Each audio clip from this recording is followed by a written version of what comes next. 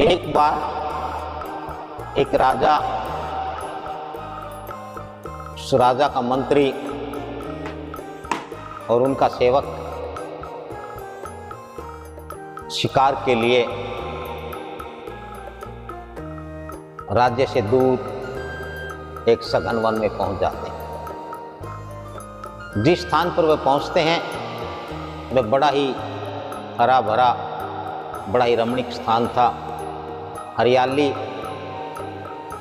खुशहाली ऐसी कि वहाँ जगह जगह पर पानी के तालाब भरे हुए थे और हर प्रकार के प्राणी वहाँ विचर रहे थे,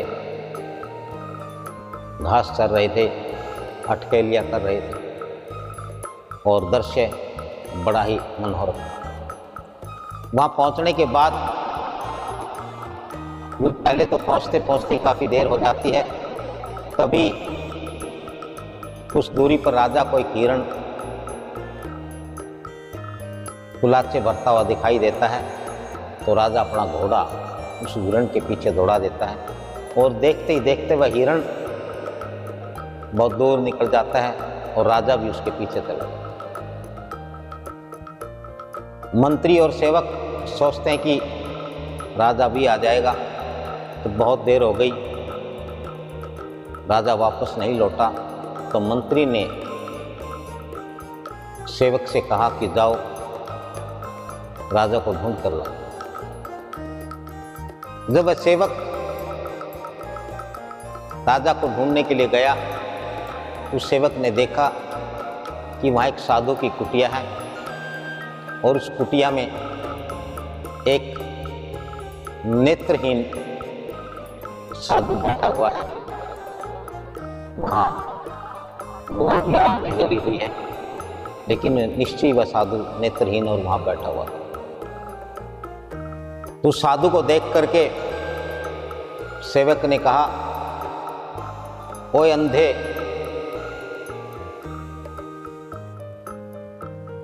क्या तुमने यहाँ से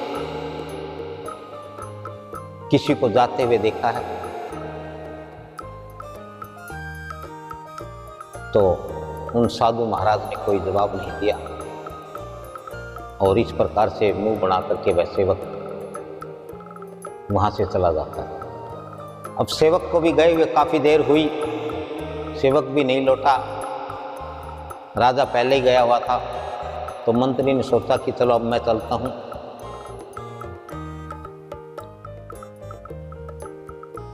तो मंत्री उन दोनों को ढूंढने के लिए निकल पड़ते हैं। तो मैं भी उन साधु महाराज की कुटिया थी, वहाँ से गुजरते हैं। तो मंत्री कहता है कि ओए साधु, क्या यहाँ से तुमने किसी को जाते हुए देखा है? तो वह साधु कुछ नहीं बोलता, वह अपने चुप बैठा रहता है और इस प्रकार से मुंह बढ़ा करके मंत्री भी वहां से चला जाता है। थोड़ी देर बाद वो तीनों वहां से गुजर जाते हैं। तभी राजा वहां आता है।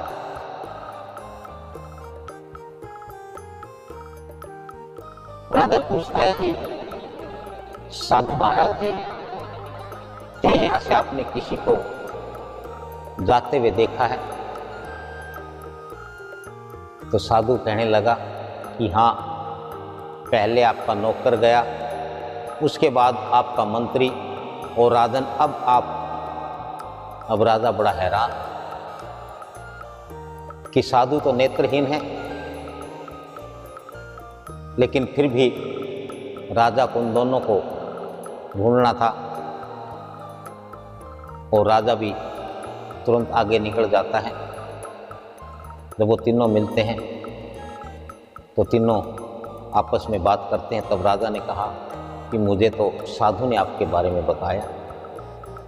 अब वो दोनों बड़े हैरान हुए, सेवक और मंत्री, कि जब हमने पूछा तो साधु ने कोई जवाब नहीं दिया, कुछ बोला ही नहीं,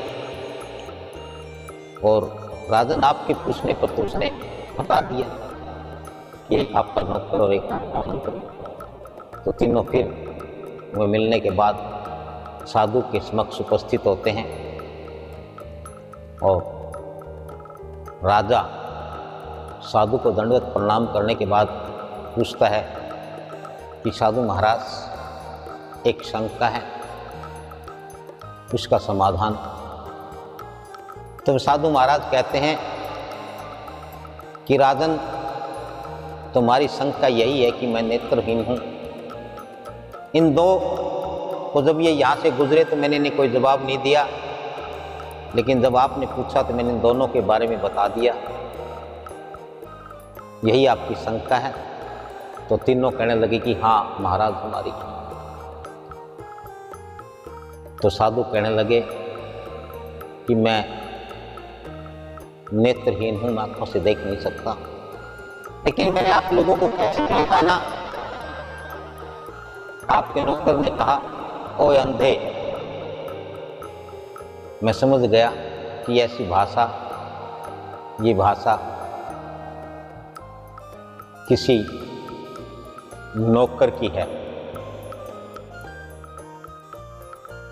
किसी जिम्मेवार ओहदेदार की नहीं। तो मैंने कोई जवाब नहीं दिया। जब दोबारा आपका मंत्री आया, इसने कहा कि ओए साधु, तो मैं समझ गया कि यह जिम्मेवार किसी ओहदे पर है, और जिम्मेवार ओहदे पर होता है कोई तो उसे बड़ा अहंकार होता है, बड़ा अभिमान होता है। निश्चित ही है ऐसे शब्द बोलने वाला राजा का मंत्री। और राजन जब आप आए, आपने कहा,